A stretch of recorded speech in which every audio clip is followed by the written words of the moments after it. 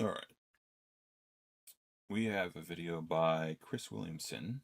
Psyop expert brainwashing is real and it's happening now. Chase Hughes? Chase. All right. Let's do it. Who are you? How do you describe what you do for work? It's so hard. But if I'm talking to somebody that's boring, I'll just tell them I teach psychology stuff. Nice. There's kind of a weird thing that I think a lot of people are interested in psychology. It's one of those things where like everyone wants to kind of control or understand other people or whatever the case. So it does feel like it's one of those things that everyone's at least a little bit interested in. I feel like, yeah. I heard Jordan Peterson once say that, oh, everyone, like, that, like, it's easy for him to talk about what he does, I think, but I think he was applying it more on a, large scale. He was saying, oh, no, people will always be interested in what you do if you're, oh, no, never mind. I don't know where I was going with that. I have to go and watch it again, too. I think the essence was that he was thinking that once you get past a certain point, it kind of opens up and more people will be interested. I don't know if that's the case with a lot of fields of topic, like quantum physics. There's not a lot of people who would really be into that, but psychology is quite practical in its application, in theory, in any case. And a lot of people kind of are intrigued by the notion of understanding or being able to control or see into the minds of others, know when people are lying to them, etc., etc. So its appeal is very broad. But if I want to get into it, I'll say, I teach everything from brainwashing to interrogation, applied on yourself and other people. And I like his shirt, and I want one. Most of what I do is train sales teams nowadays. So sales has gotten really addicted to this stuff. But I've studied neuroscience for What? a long time. No, I have no problem believing that, honestly.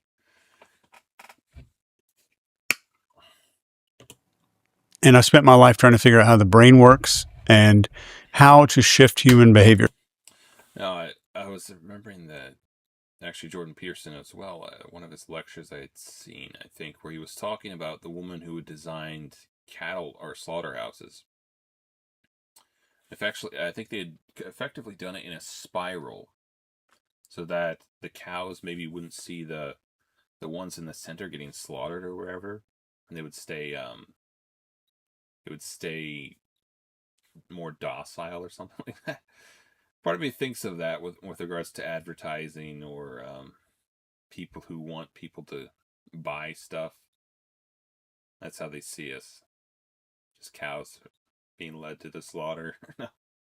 Not just like to get someone to confess to something in an interrogation, but how do we modify our own behavior? And what are the mechanics that make that possible? Do you think we're living in the most psychologically manipulated era in human history? Yes. Yeah. Hands down. But I mean, you go to ancient Rome, some shit would happen and they would say, hey, do the lion fighting thing with the guy. Let's distract everybody. So that's something in toast. Bread and circuses for the masses. I don't think it's new. I think it's a lot more pervasive, though. Is that because of it being facilitated through technology, or is that because of a requirement for control? What's the motivation for that? It does feel like it could have something to do with just the sheer amount of people and how we've had to, like, at one point in time, I think I've said something like this before, but the notion would have been that at one point in time, our greatest enemy was nature, right? We were dealing in an unfriendly world and we hadn't really domesticated it as much as we have today, and consequently, you didn't really negotiate with nature. You beat the crap out of it and took what you wanted or what you had to take. Point being, in the modern era, like, we've gotten big enough that the notion of survival, the case would be, I think, in my mind, that you almost need a different set of skills. We develop different sets of skills to deal with the masses, to deal with humanity and their masses, rather than to deal with nature, our greatest enemy at the time. I think just the digital media. If you think about what is the number one fear of human beings, like every psychology class talks about it, it's the public speaking. But it's never public speaking. It's I don't want to be judged. I don't want to be ostracized because in our brain that's 200,000 years old. Getting kicked out of a tribe means I'm dead. I'm not going to have sex. I won't have babies, and I'm going to die. It's a mortal fear of dying. But if you go back to the 1980s, if I did something stupid in high school or even as an adult, I have to worry about 30 or 40 people judging me and maybe, which nowadays it's like exponentially larger. Really kind of kicking me out of a social group. And now with social media, you've got to. I thought of this whole notion with regards to the idea of eugenics, where like as it stands in our societies, there's a large degree of hypocrisy. People will represent themselves as being better than what they actually are. But if you create some sort of mechanism, perhaps like what he's talking about, like the internet, where it's not just a small group of people judging you, it's a huge group of people judging you, or applying it to eugenics, where your entire genetic lineage will be dependent upon whether or not you are good or smart or useful, whether or not you have idiosyncrasies or insanity or something like that. It feels like what you would end up with as a cause of that is a hyper hypocritical either individual or society. A society that's built around, I need to represent myself as the best possible thing ever, where candor would be nearly non-existent, more or less. It's kind of interesting to think about that type of thing. Worry about 5 or 10 million. So the consequences of doing something wrong are unbelievably exponentially increased, which has made us a whole different society, which we could get into. And this is the disagree. Origin of this pandemic of loneliness that we're in right now, where everybody will agree that we're in pandemic levels of loneliness, and you don't hear anyone saying, I'm lonely, which is a deeper root of this exact problem. What's happening then? You ever study French philosopher, this guy named Sartre? I've read a little bit I've heard it pronounced Sartre, but of his stuff, but just single quotes. He had this play. It was called Sartre's Hell, where 3 people are locked in a room, basically like this. And it's a play. But the room's not totally locked. Every couple hours, I'm already hooked. Of course, the door opens and you can leave if you want to. And nobody leaves. And they're all desperate to be seen a certain way by someone else. So this one guy, I'm paraphrasing, but he wants to be seen as a good person. So he asked this woman in there, please tell me I'm a good person, please. And she says, yeah, you're a good person. But he knows she doesn't mean it. So he stays. The door opens, nobody leaves, and they stay because they're waiting for this confirmation from other people who they are. And in this world today, it's interesting. With how performative and artificial everybody has become, so I've got to show my best self. I've got to hide shame. I've got to conceal all this guilt and the stuff that people carry around. The reason that somebody can feel lonely in a room full of people, and I'm not just talking about on Facebook, I'm saying like in a real room full of people, is because no matter how many times your friends come over and pat you on the back and say, oh, Chris, you did a great job. We love you. You're a great guy. Your spouse might say, oh, we love you and you're a great person. In the back of your mind, you know you're faking it, and you know that none of them really like the real you. See, I think that is kind of the problem. If you're the type, I think we inevitably, to some extent, judge other people by our own idiosyncrasies. Like sometimes you distrusting a person has more to do with you. That observation has more to do with you than it has to do with them. It has more to do with you than whether or not they're actually trustworthy. Because I think we judge people based upon our own character to some extent. It's not that we can't abstract another person might be. I think to some extent you can't imagine a person being different or distinct from yourself, hopefully, anyways. But, again, I think on some really fundamental level, you tend to see other people and what other people are capable of and what other people are doing. You see it through the lens of your own experience and what you're capable of and what you're doing. So a thief never trusts anyone. An adulteress never trusts their spouse, right? The thief always expects to get stolen from, because that's what they would do. That's what they do. And you get at the end of the day, and I'm not saying this is you, but at the end of the day, you're lonely in a room. Oh, he's definitely accusing Chris.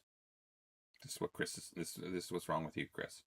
Room of 150, 200 people, because you know that none of them know you, and you haven't ever really been seen. See, that is kind of a strange sort of thing too. Like the whole notion that the more people you're around, the less lonely you should be. I feel like past a certain saturation point, it's almost kind of the opposite. It's really hard to be intimate with a lot of people. You kind of have to isolate that down to, well, maybe not entirely.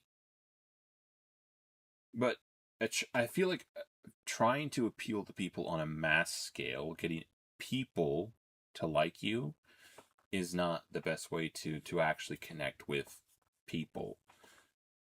The only parts of yourself that will have like mass appeal will be, I tend to think, the most shallow or the most shallow, broadly appealing characteristics that you have. So if you boil your personality down to those things, then you can be popular. But it doesn't lend itself to, okay, these people actually care about me. They like something about you. They like that characteristic that you present in public, but they don't really care about you. That's how I would tend to think of it. By anybody. Mm. So increased fear of judgment because of social media equals increased performance, equals I'm wearing a costume almost all the time, and nobody has ever seen me. Nobody really knows me. So even if they claim to like me, in the back of my brain, there's this little reminder mechanism that says they don't like the real me. And nobody ever has. Nobody's ever seen me. So this is my opinion, but well, I feel like especially for younger people, that's a problem. I feel like it's one of those things, like once you learn to be yourself, you'll find it quite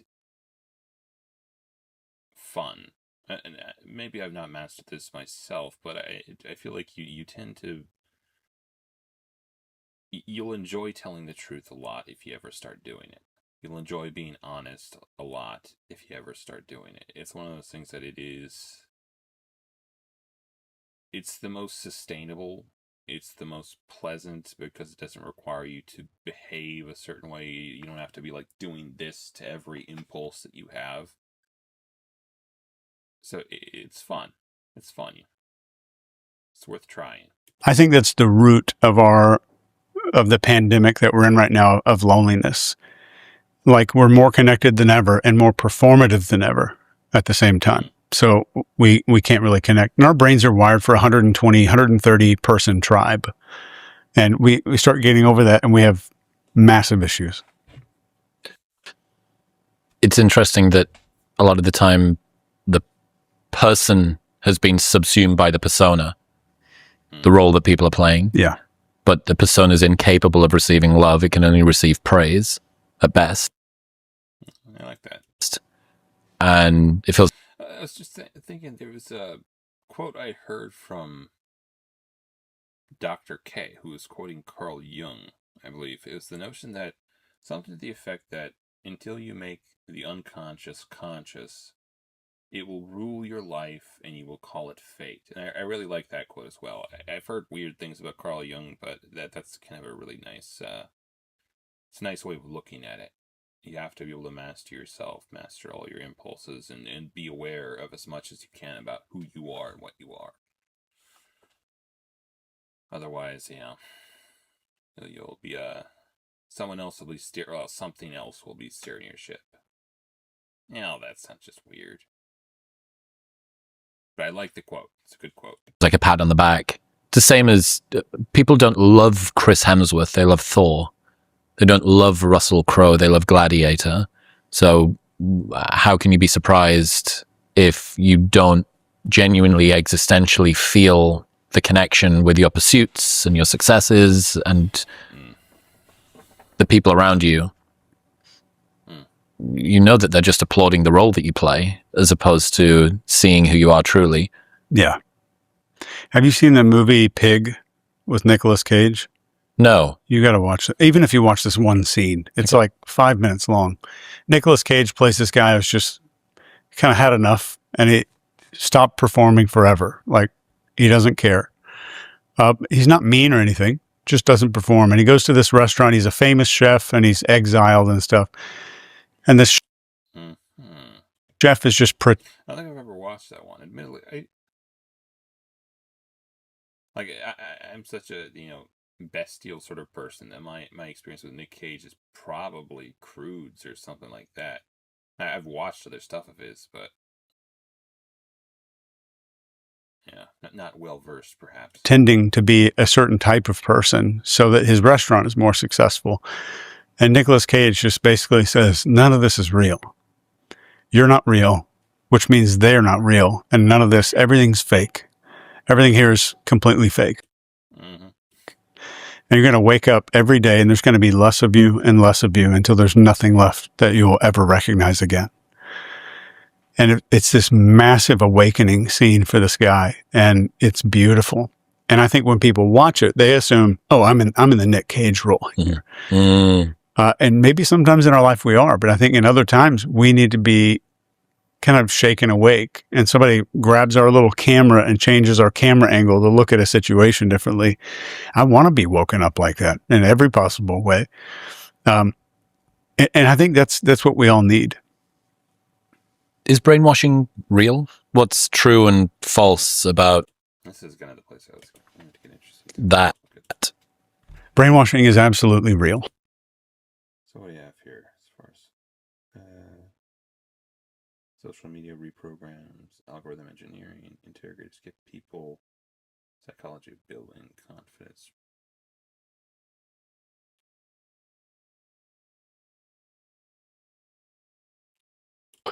There's a 4-step process, and it spells out the word fear. Fear is a path to the, sorry. It's focus, emotion, agitation, and repetition.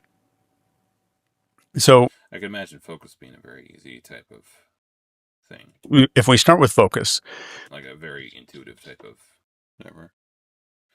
I've often thought that has a lot to do with the notion of like hypnosis. Like if you can't get a person to focus on the hypnotist, or if their mind is just going in 50 different directions, they're incapable of concentrating on what the hypnotist is doing. I have to wonder if that would, I guess I don't know how much I believe in the notion of hypnotism in general, but it feels like that would be one of the prerequisites. You need them to be able to, whatever. And for that matter, with regards to interrogation, that's why I think they probably have interrogation rooms. It's so you eliminate outside stimuli and you get a one singular stimuli and then a clean reaction to that.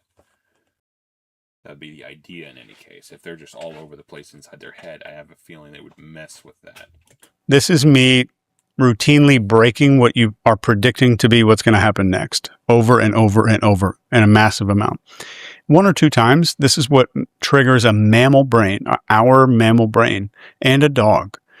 You're walking down a pathway in the woods and a stick breaks behind a tree, and you're like, what was that? You're not worried about anything else. So the fastest way to generate human focus or mammal focus is novelty. That's very true. Genuine thing happens that you didn't expect. So that's the first. That's what we generate massive amount of focus. And then it's emotion. And with emotion, there's an old hypnosis technique that became that was right. I knew it all along. Popular in the 50s. This guy named Dr. Milton Erickson popularized this thing called fractionation. So if you sounds weird. And you'll be familiar with like Channel 4 and Darren Brown. I know a lot of Americans aren't, but he's kind of there's no American equivalent of Darren Brown. O's, maybe the closest, Perlman? Yeah, Oz Perlman, yeah. So they figured out, like, if I pull somebody down in hypnosis and then No, we actually watched the one with Oz Perlman on it. It's interesting.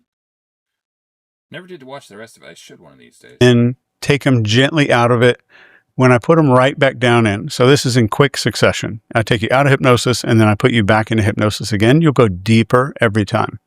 And there's no such thing as depth in hypnosis. What they essentially mean is you'll have more GABA.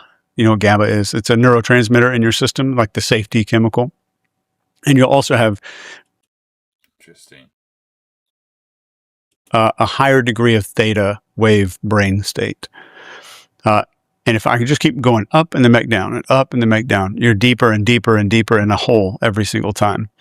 So if you look at your feed, anybody out there, you open whatever feed you want on whatever app you're thinking of right now. And you kind of scroll through your feed, you're going to see stuff that kind of brings you back up, but only for a second or two. And then it's fear and scarcity. And it, It is kind of I think that's actually one of the algorithms they use. But the notion would be that more than any sort of happiness or joy or something like that, people have a tendency like to react to anger and fear and all of that sort of stuff.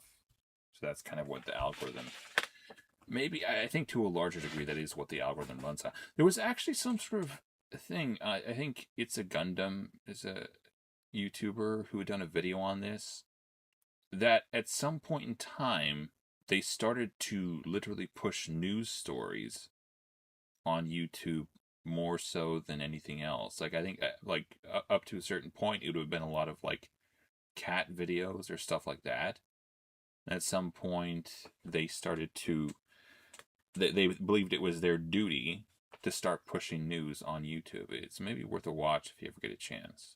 Like I think it was a video about the algorithm and stuff that was fiddling with it. Or like the YouTube back end, like the people who were deciding what goes where.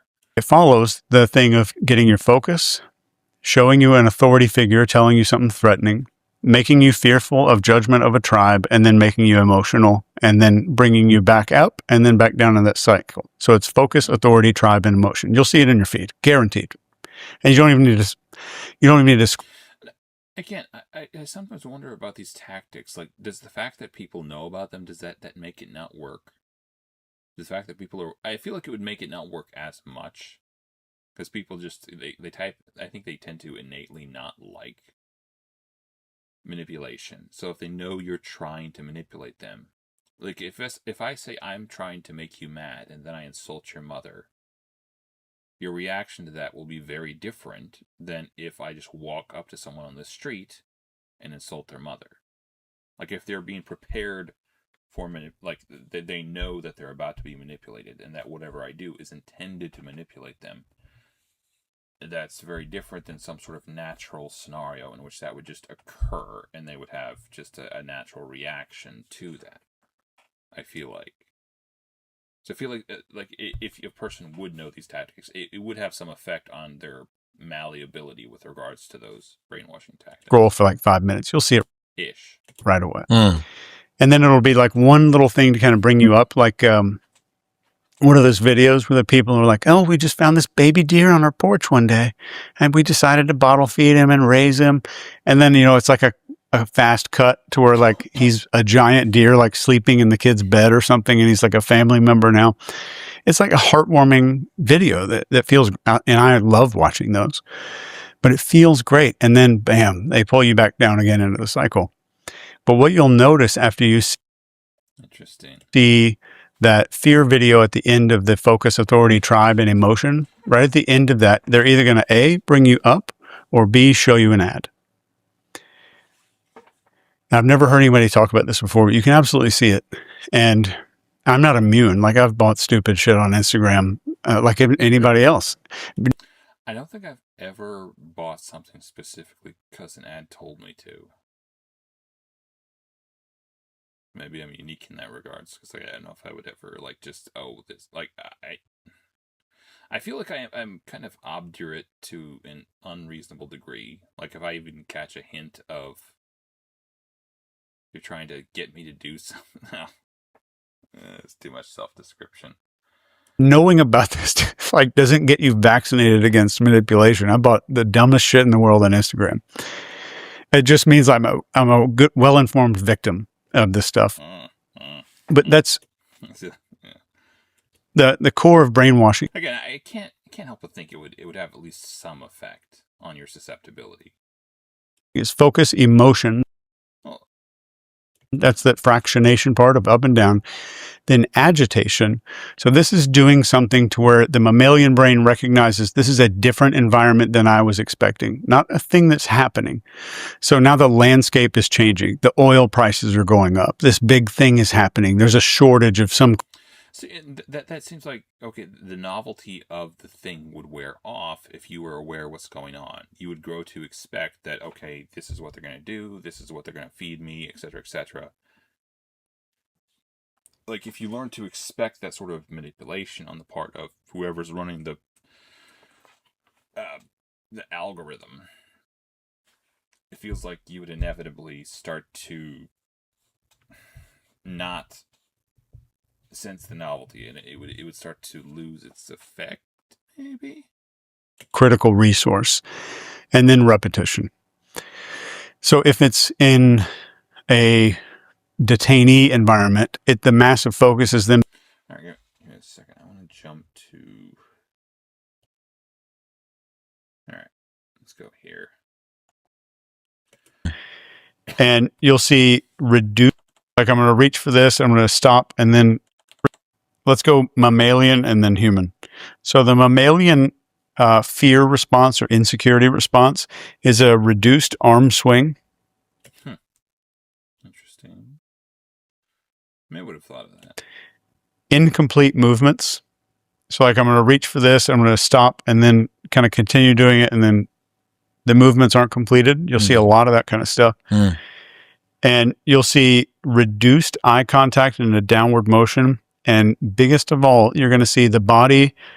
I have noticed, though, that a lot of times, if you're talking with a person the more comfortable a person is in a conversation, the more they'll use their hands to gesture and whatnot, it seems like.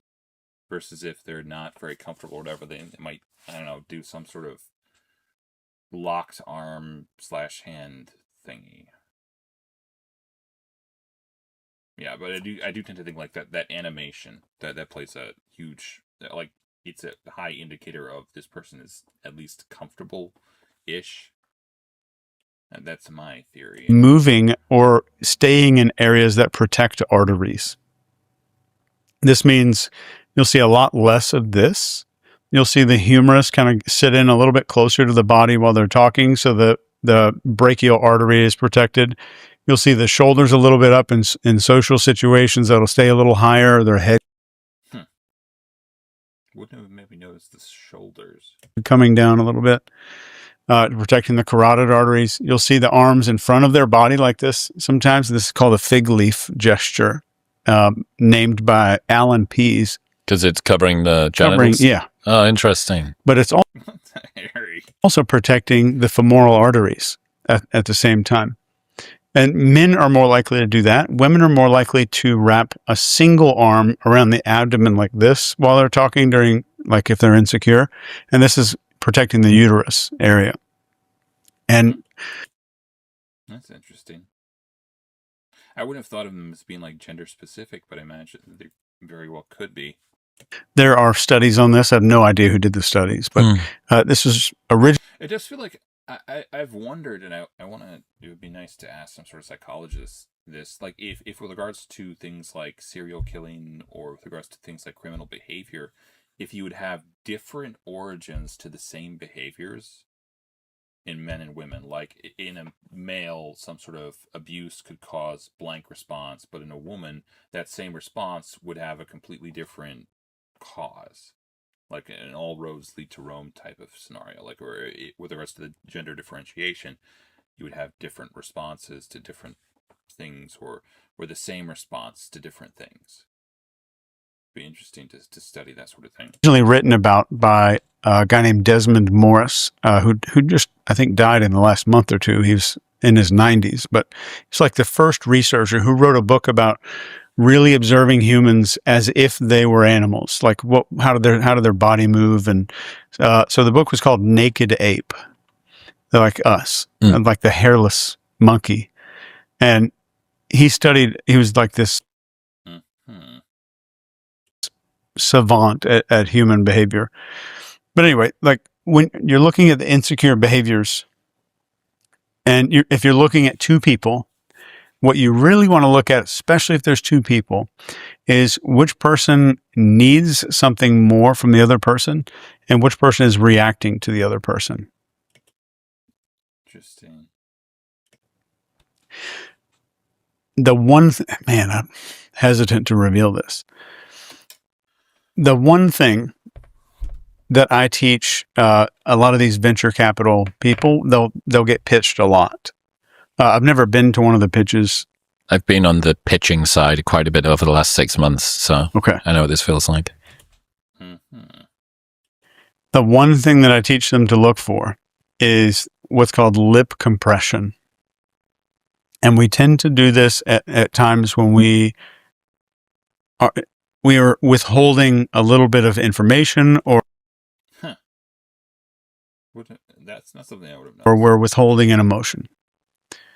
So like well, and that's the point too, maybe at least with regards to body language. There's so much of this stuff that I feel like is natural. So I'd mentioned with regards to the other thing, with regards to brainwashing, being on the receiving end of like brainwashing tactics, I feel like you would eventually start to figure that out. But with regards to like body language, it feels like quite often in the scenario itself, there would be so much coming at you that to control everything, it would be like trying to juggle a couple hundred things at the same time. And there would be no way to control everything about what you're doing and what your body is doing in that scenario. So like inauthenticity to some extent. I don't know how possible. Maybe you could train yourself in certain regards. Like train yourself to behave a certain way, but it does feel like just at least initially it would be quite hard, even if you're aware of the pattern, to actually stymie it in some regard.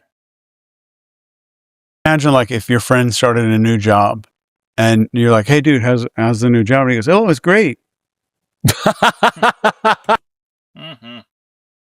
See, I feel like that people would almost notice a little bit. But maybe he's combining that just this lip compression with other things. So that lip compression is withholding. So what I teach them to do is watch for the compression. The moment you see it, just rewind. What were they just talking about right before you see it? How's the financials in the business? Yeah. He says, "Oh, all the financials are great. We've projected out a good thing for the next couple of quarters." And you'll see that just that little lip compression. Is that lip compression? I'm always interested in why that particular expression or feature is associated with that particular motive. I've kind of wondered that too. Like, how is it that they even become to be a thing? Like, maybe it's intuitive. Maybe it's just connected to a certain part of your brain that is associated with that thing. So it's just kind of natural that you would do that. But I don't know. Or leak. What is it? Is it? It's our first way of withholding. It's our first way to hold in milk. Like a tongue jut, like after someone tells a lie, like there's some. So it's just like a kind of a natural type of shut up, don't speak, or something like that. So it might have something to do with just the notion of restraint in general. We call the tongue jut. That's very common. Like this. This is our first no. It's a way to force a nipple out of the mouth. And these are theories of Desmond Morris's as well. Interesting. Like this is our first way of withholding and keeping milk in the mouth. And our first no is pushing our tongue out or pursing our lips a little bit. What? That's sick. Is that not cool? Okay, yeah. Is that not cool? It's amazing. Sorry, I'm enthralled in the conversation. Is this not... Are people more bored usually? Because this is brilliant. Okay, good. Yeah, maybe I expect you to be bored. It's boring to me because I've been looking at it for like 10, 15 I'm British. You have to remember, you have to filter it through the British, whatever this is. Yeah. Yeah. So that's our first no. So tongue out of the mouth, that tongue jut is our first no. There's a difference, though, between a tongue sticking out really quick and then a tongue licking the lips. Hmm. So a tongue licking the lips is called a hygienic gesture. So it's made to make somebody more attractive. So a hygienic gesture might be me sitting up a little straighter and like pulling.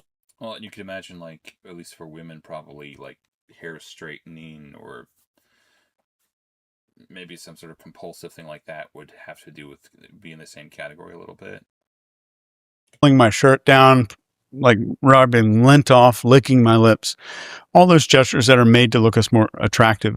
Those you want to look for before someone starts talking. So if they know a topic's coming up, like, all right, next we're going to get into financials. And then you see hygienic gestures before they start talking. So typically you'll see hygienic gestures. So they're improving their appearance before the delivery of something that might be questionable. You're trying to stack the deck in their favor. Yeah. And there's no behavior for deception. None. There's no behavior for That's like oriented towards deception. What does that mean? There's no behavior that's like, this is deception. None. Zero. What we're measuring with behavior is A, stress. Interesting. So there's nothing like directly connecting that says this person, like, I'm going to deceive you now, but there's a lot of things that indicate like secondary. And B, changes. Like somebody says, oh, someone tapping their finger all the time, or tapping their finger means that they're stressed and that means they're lying. That's total bullshit. Absolute bullshit. So if I just tap my finger all day long, what you need to look for is when I stop. I was going to say, you're just a finger tapper. Yes. Yes. So your first thing. Well, that's like, I think I've thought of that before. You need to establish a baseline first and then analyze the deviations from the baseline. You kind of have to do that. Anyways, really interesting stuff. Go look at it if you want. Psyopp expert, brainwashing is real, and it's happening now. Chase Hughes. You can go look at that if you like. It's a Chris Williamson video though. It's kind of cool that recently they did that thing where you can combine or do a what is it called? A collab. So when the video shows up, it'll have both Chris Williamson and Chase Hughes as well. I don't know if in this case it does, but it can have that thing where it has both people's insignia on it.